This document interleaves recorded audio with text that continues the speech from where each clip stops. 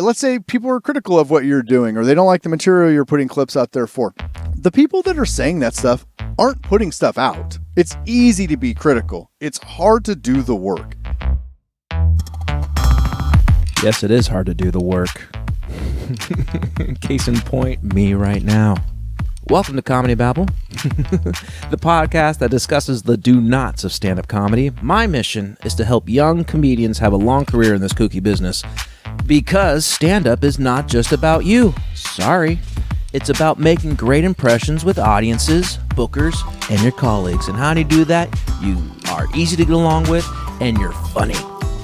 I should have said funny first, but whatever. Save the best for last. I'm your host, Trent Babb, and my special guest today is comedian David Wells. And with that said, let the babbling begin.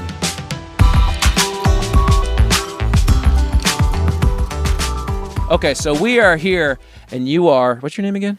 David Wells. Okay, and what do you do? I'm a comic in Bakersfield, pretty new to the game myself, and so my experience is, and I'm older, I'm in my 40s, so my experience is like an older guy trying to break in. I think maybe it's helpful coming from a different perspective.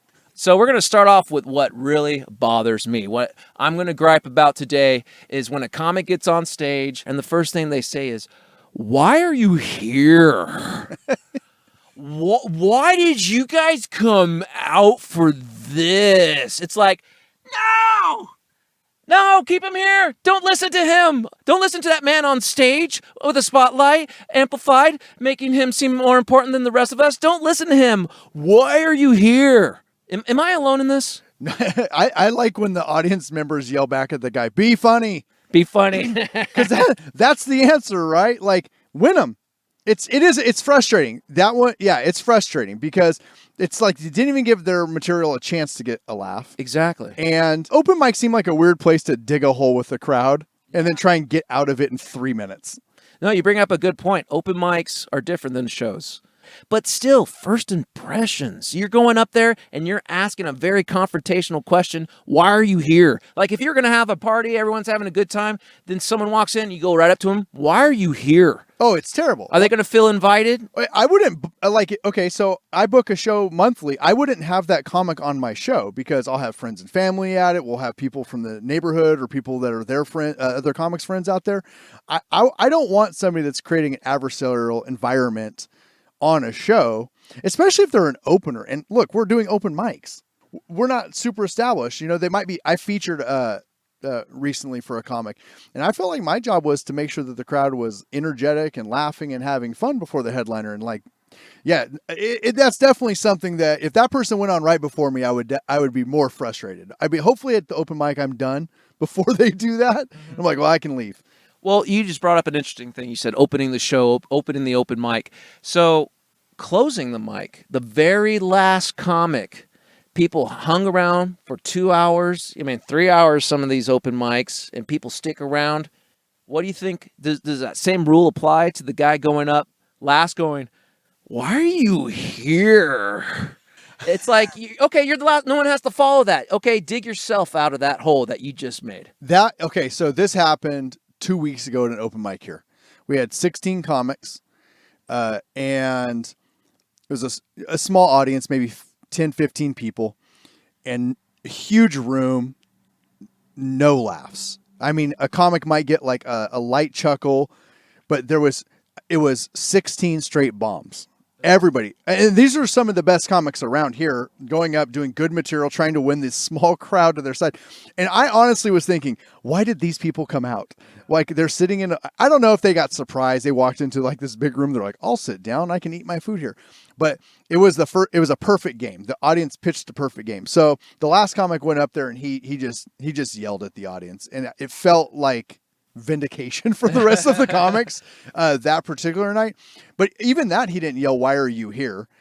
In open mic, it's silly to me. Like, work your material. The whole reason we're at the open mic is to work material. And it just feels like it's a person that usually they go up there, they don't have material to begin with. And this is their, like, I'm going to create an adversarial environment to try and do crowd work, which is fine. You can do crowd work, but I think that it's not as effective. And it certainly doesn't translate over if I'm booking or if you're booking a show or for a club booker to be like, "Oh, I want this guy to berate my audience before a headliner goes up." And they paid, $25 a ticket plus 2-drink minimum. Ugh. I mean, like, yeah, no, I wouldn't want that person.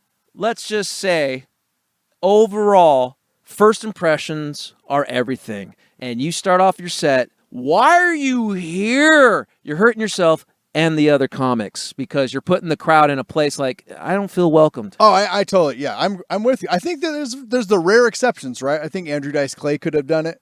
Sam Kinison. Yeah, they get their audiences, but we're also, nobodies right now. But also their image is that persona.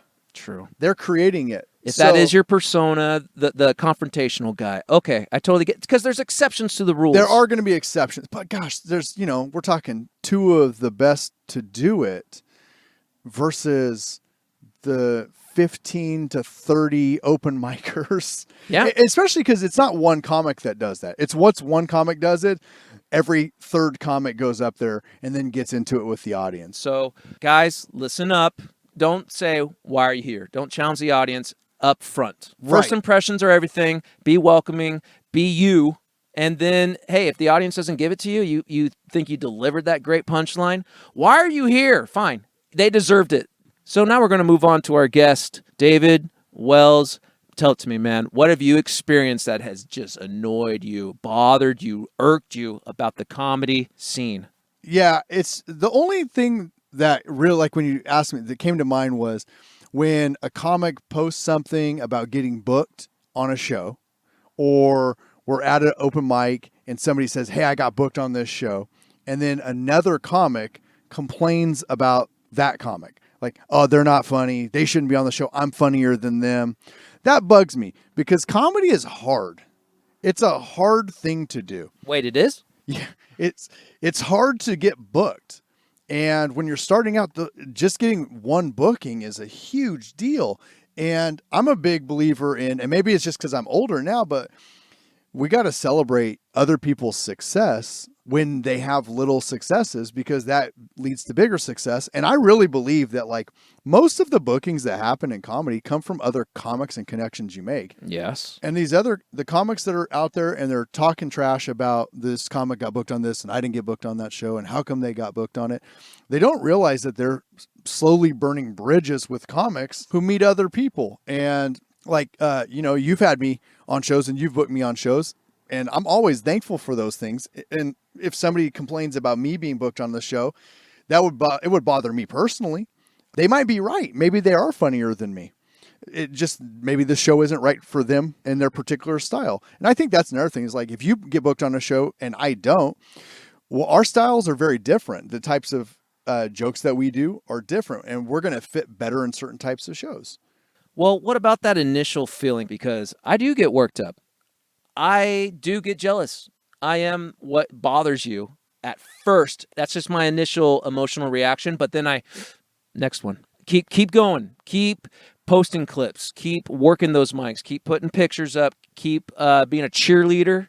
And through your good intentions and attitude, they'll think of you next time, I heard somebody tell this story. It was, there's 2 ways to make your building look bigger. You can build on it and make it bigger, or you can tear down buildings around it. Oh. I think there's a lot of comics that... Nice analogy. I wish it was mine. Is that yours? No, it's not. Whose is it? But the idea I like is that there's plenty to go around. This isn't the 1980s where there was like, you had to get a sitcom, or there's like a handful of clubs in the country that are booking comics. There's a lot, and you can make your own thing now, right? You can start your own show. You can promote it. You can build it up. You can create a podcast. You can promote a YouTube channel. All of those things are things that are within the scope of a comic now that used to not be. How many great specials got put out on YouTube?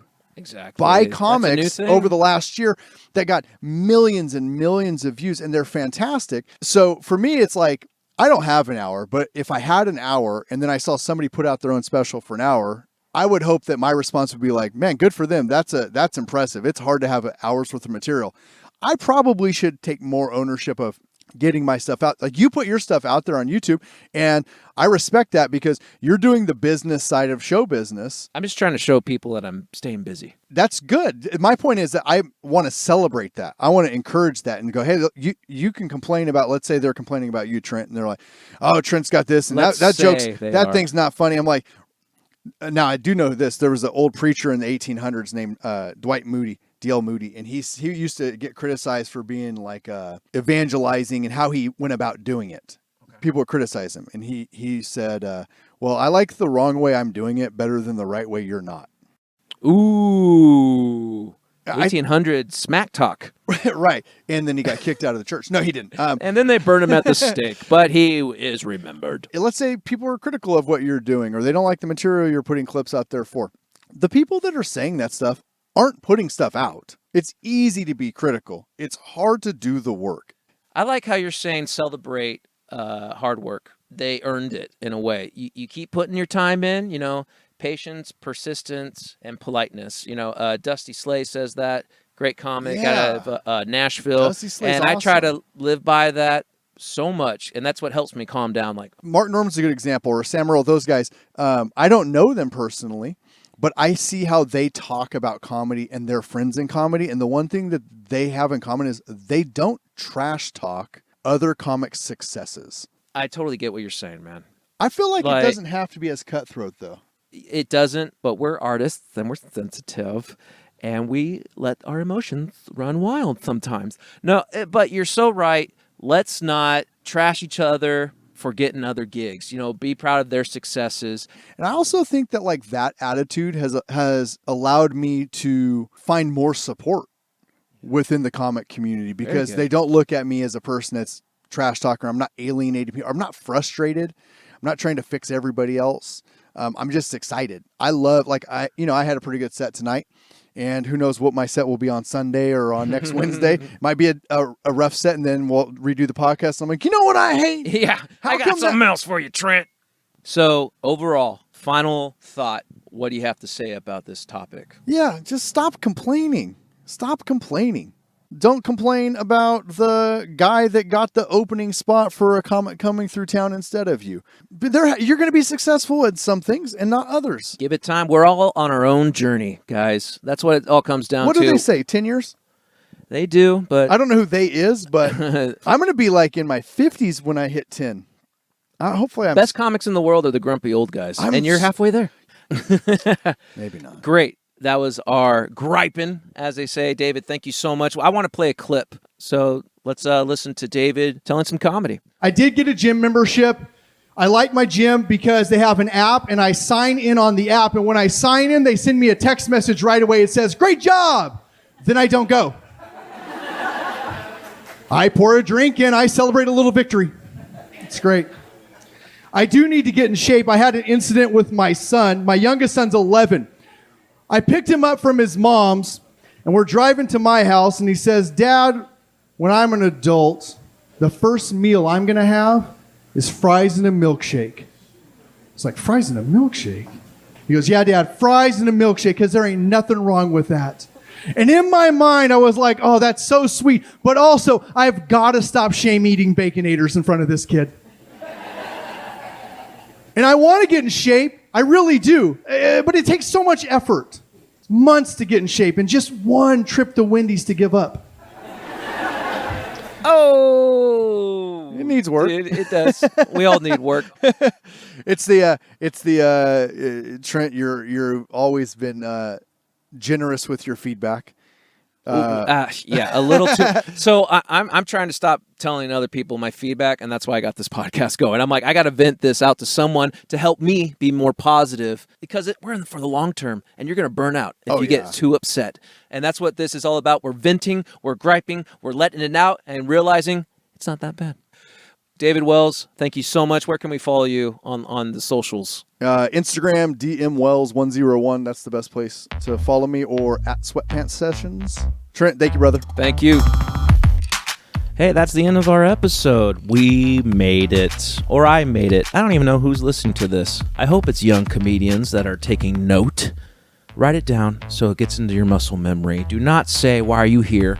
And be happy for your colleagues that are getting ahead in this kooky business called stand-up comedy. Because if you keep at it, your turn's going to come. And then someone else will be jealous of you. And that's a great feeling. I've never felt it, but I hear great things. Big shout out to John Espinoza for doing the theme for Comedy Babble. And thank you again, David Wells, giving us his advice. be happy for others. I was your host, Trent Babb. Tune in next week for more Comedy Babble.